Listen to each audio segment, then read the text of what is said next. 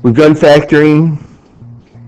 Yesterday we did the quadratic formula for solving quadratic equations. And so today we're going to use completing the square to solve the quadratic equations.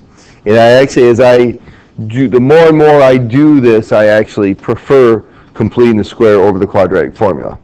I find that it's a little bit simpler once you understand it. Okay. So here are the steps for using completing the square. It says collect variable terms on one side of the equation and constants on the other. So this is different from factoring and the quadratic formula in the fact that we're not going to get it equal to 0. Okay? We're actually going to put the variables on the left side and our constants on the right hand side. As needed, divide both sides by a to make the coefficient of x squared term 1. In other words, if our coefficient of x squared is something other than 1, we've got to get rid of it. Okay? So we'll divide by it. Because the only way to complete the square, you have to have just x squared. Can't be 3x squared or 5x squared. Okay? We'll complete the square by adding b over 2 squared to both sides of the equation. All right, so half of that middle term. We'll square it. We'll factor the variable expression as a perfect square. We'll take the square root of both sides of the equation and then solve for the values of the variable. So what we're going to be doing here then is that in this process we're going to be using the things here then is that when we're done, all right, when we're completing the square, we're going to have the perfect square trinomial will be on one line and our binomial squared will be right below it then. Okay? All right, something so we can take the square root of easily. So all of these things we did here for A, B, and C, we're going to be using that information. All right. Okay, do you want to write this down? It's in your book. All right. Anybody want to write it down? Nope. Okay, but it's in your book then too. So, all right. So, first step: get the variables on one side, constants on the other. So we need to, here we have x squared equals 12x minus 20.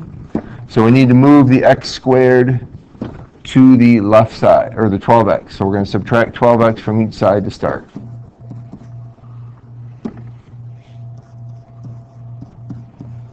And I'm going to leave a gap between my middle term, the b term, and the equal sign.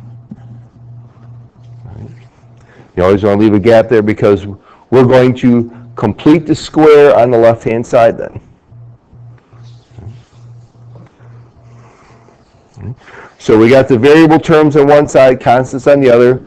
Our coefficient of x squared is 1, so we're good there. We don't need to divide by anything. Okay. So now we're going to complete the square. And so it says that we are going to add b over 2 squared to both sides.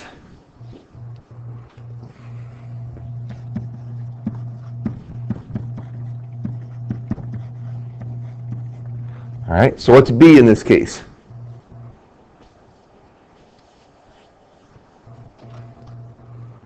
What's b?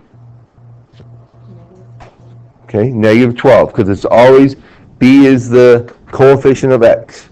So b is negative 12. So we are going to add negative 12 over 2 squared to both sides.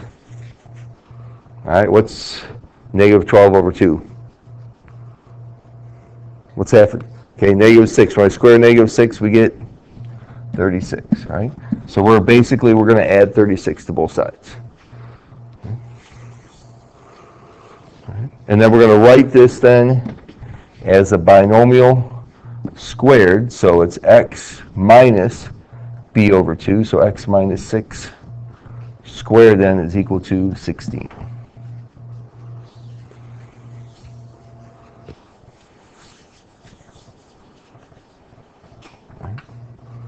So we completed the square, wrote it as a binomial squared, and then how do I solve this now for x? What do I do?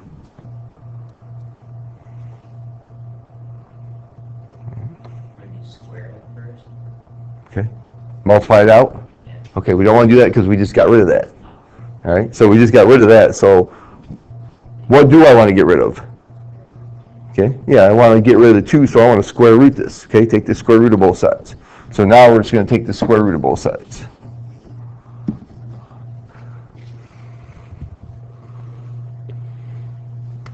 And don't forget, when you do the square root, you get plus or minus. Okay, a positive or a negative. All right, it's one of the things that we forget quite often.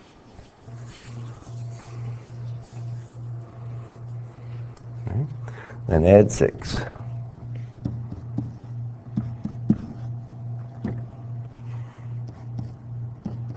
So we're going to take both of these numbers and add 6. So negative 4 plus 6 is 2, and 4 plus 6 is 10. So we get 2 answers, 2 and 10.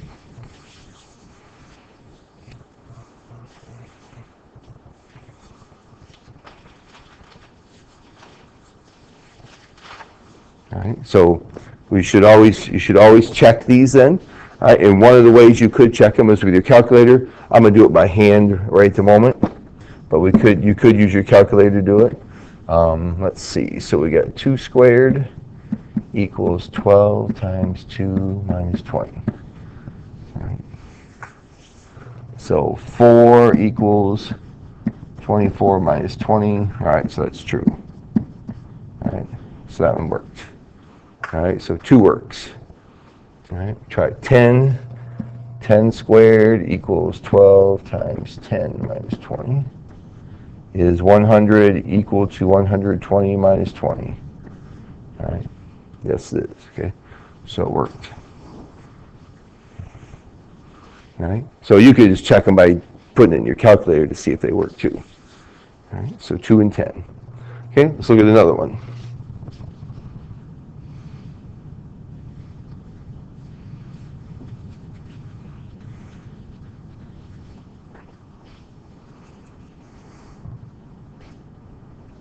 Thank you. Have all sophomores please report to the auditorium. Thank you.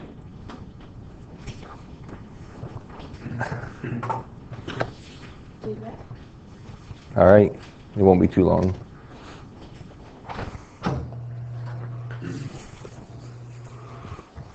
Okay, so what do I need to do first here?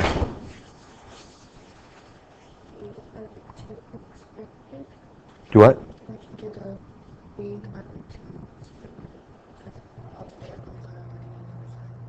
Okay, so all right, so we got the variables on the same side.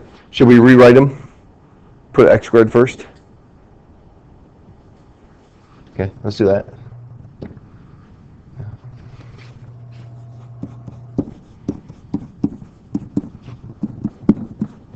Always put your x squared first. Okay. All right, now let's go back up here and look at our steps here. All right, collect all the variable terms on the same side. They are. Okay, we're great. Maddie got that. Okay. And it says, as needed, divide both sides by a to make the coefficient of x squared term 1. Okay, so we've always got to have x squared has got to have a coefficient of 1. Does this x squared have a coefficient of 1? All right, so we're going to multiply or divide everything by 3 then. Everything on both sides. Sometimes this will turn up, you'll end up getting a fraction or some fractions, all right? And that's okay. We're not big fans of fractions, but we can work with them. So we get x squared plus 6x equals 15. All right? So we got variables on the same side. Coefficient of a is not a 1. Okay? And so now we can complete the square. All right, so add b over 2 to both sides. B over 2 squared to both sides.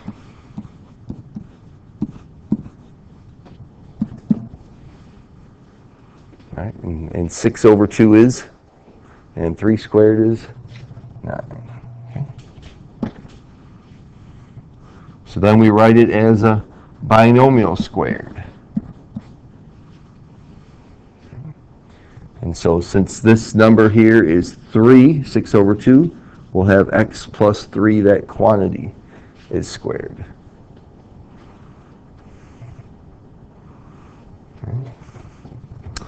Then we take the square root.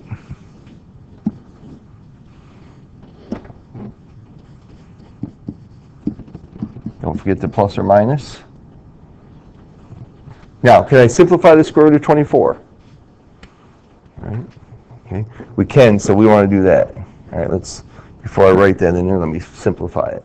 So what is the simplified version of square root of 24? What is it?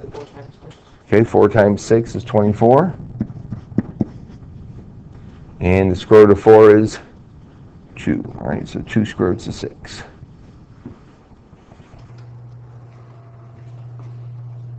All right, then we subtract 3. Now, in this situation, we always want the constant to be, or the plus or minus, we have to go last. Okay, so we're going to write this as negative 3 plus or minus 2 square roots of 6. All right, don't put the 2 square roots of 6 first. Put the negative 3 first. All right, and there's your answer. All right, so you guys do. So fractions are always a pain, okay? All right, you just have to take your time with them and go slow getting through them. All right, so here's that's completing the square. Now we're going to complete the square also now to find the vertex for a quadratic function. All right, now we're gonna do this 2 ways. First of all, we're gonna work backwards for a second. Okay, all right. I'm gonna show you the answer before we do the problem. Okay, so take your calculator and put this in your y equals. I'm gonna show you the answer before we do the actual problem. Okay, because we're gonna write it in vertex form, and then we're gonna find the vertex.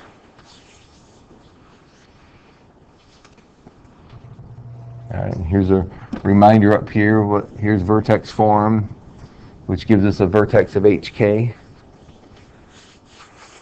All right. So graph it and find the vertex for that.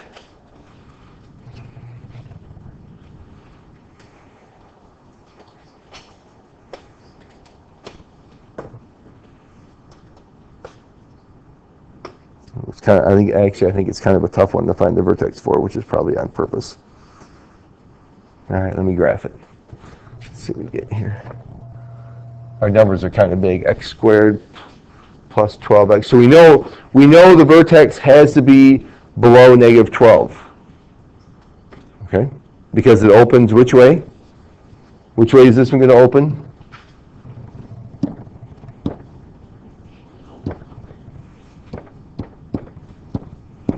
It opens up, right? Because the coefficient of x squared is 1. And what else do we know looking at it? Okay. When we're in standard form, we know 2 things. Okay.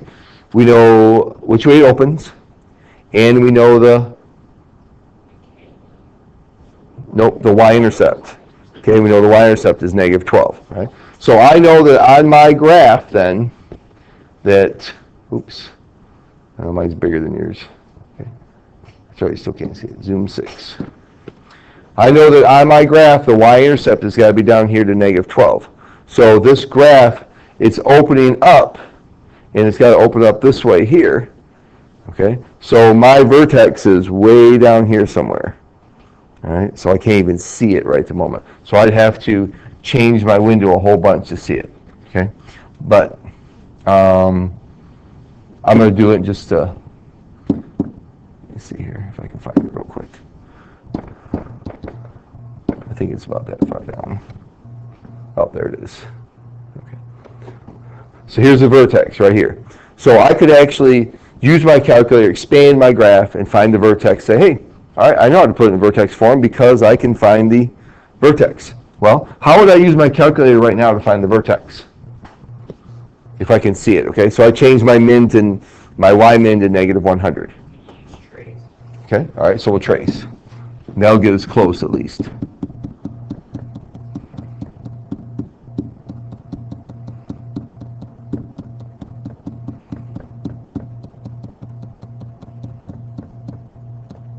All right, so it looks like it's about -8, right?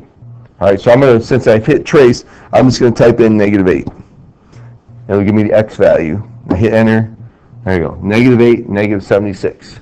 Okay, so that's our vertex, which means this is what letter? Okay, x, but when we're talking about our vertex, we call that letter H. Okay, and so this is K. All right, so we know vertex already. We know that it is, vertex is 8, -8, 76, -76.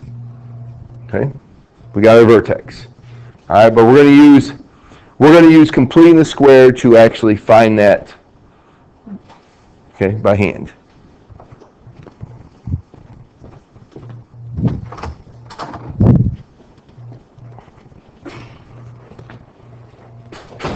So when we're completing the square, when we have a quadratic function, and we're just trying to write it in vertex form, we're going to put the variable terms in parentheses, okay? Leave a gap for completing the square, and then our constant term is going to be on the outside of the parentheses, okay? So what number goes in the parentheses here? What goes here?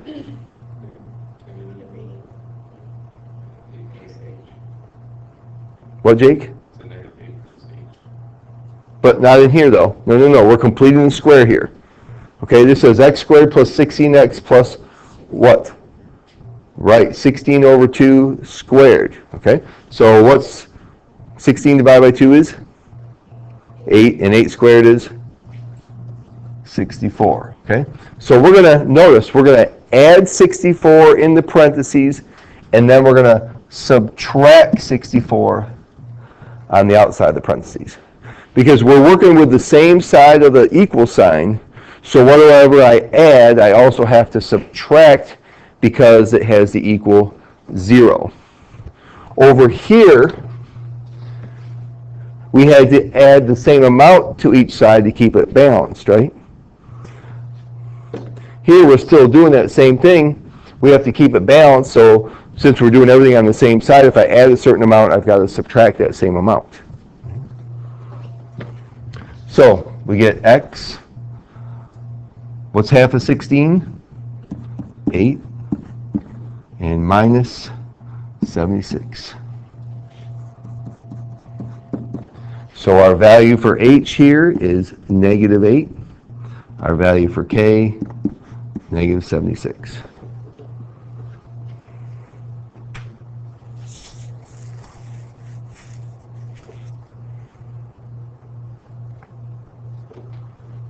Okay.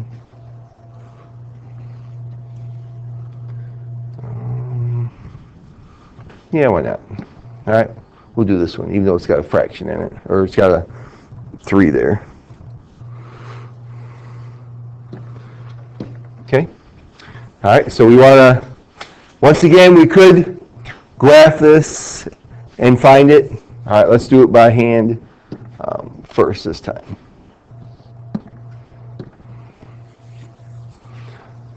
So we're going to put the parts with the variable in the parentheses, the constants on the outside of the parentheses.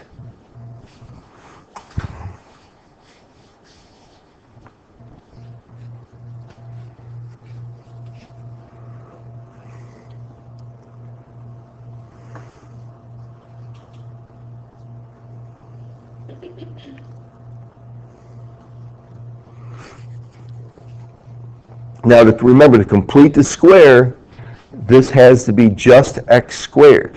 Right? It can't be a 3 here. Now, we can't divide by 3 because we don't have an equal sign to do that with, but we're going to factor it out.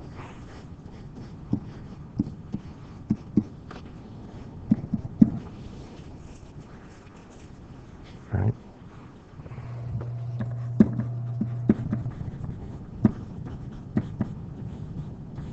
So we're going to factor out our value of a. All right, now we can complete the square.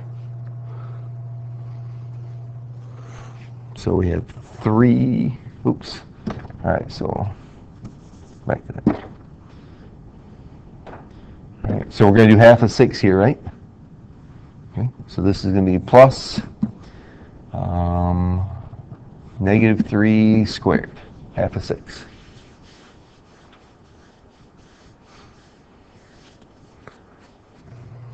So out here then we're going to subtract how much?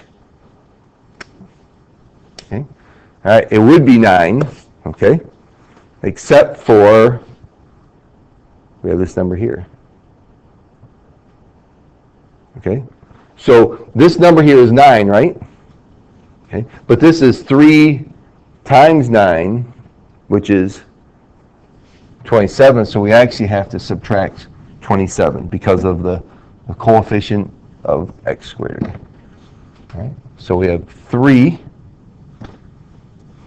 times x minus 3 squared, all right, minus 20. So our vertex is at 3, negative 20.